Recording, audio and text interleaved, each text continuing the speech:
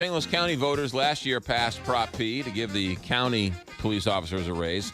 Yesterday, the city voters voted 60-40 to give the city police officers a raise.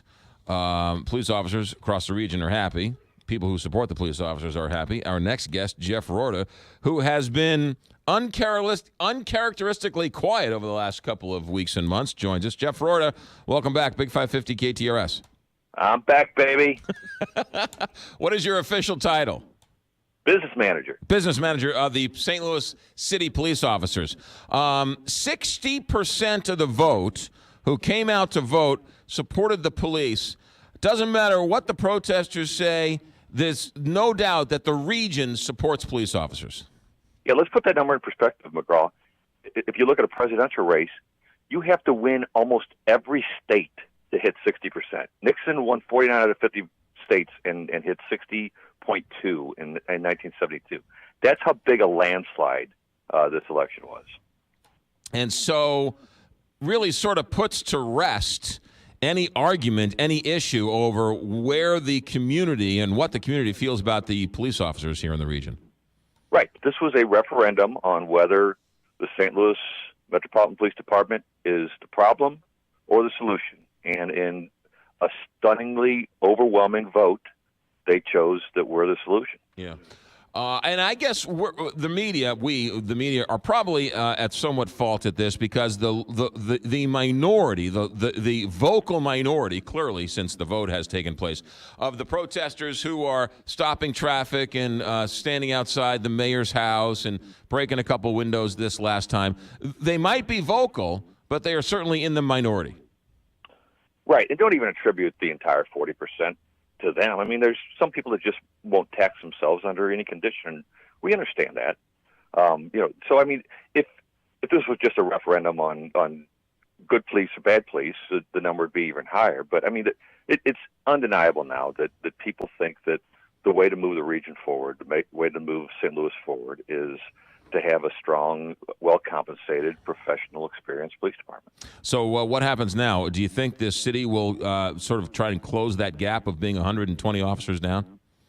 Yeah, I mean, this will mean a $6,000 across-the-board raise for every commissioned police officer and for every firefighter, by the way. The firefighters are very strong in helping us get this passed yesterday. And that means that we can compete.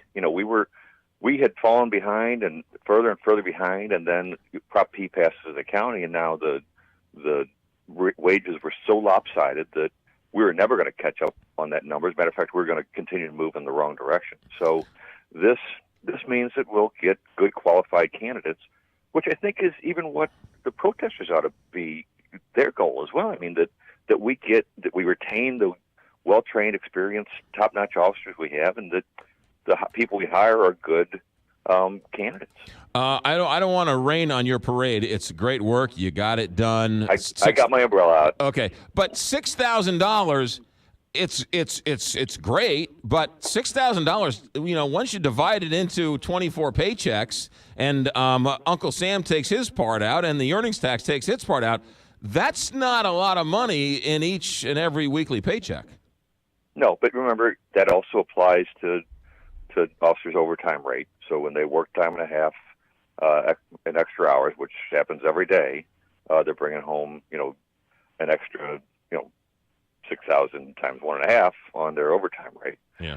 And, it also applies to their pension. Your pension is based on your last 2 years as a police officer. So guys that we're getting ready to retire, we're getting ready to walk out the door, that we had invested so much money and time in, I think we'll stick around for at least another couple of years to raise that 2-year average. And that, let's not pretend that this is a panacea. $6,000 is very helpful in keeping officers here for another couple of years. But we will see a big loss in 2 years if we don't continue to work towards higher wages and a more competitive compensation package. What happens in 2 years? Well, I just think that we'll lose those officers that are sticking around to raise their last 2 years of retirement. Oh, I see what you're saying. We've been losing those guys like crazy.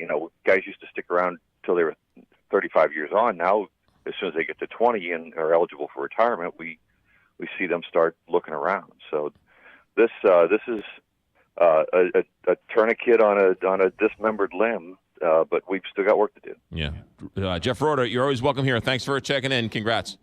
Thanks, McGraw. You got it. 9:14 here.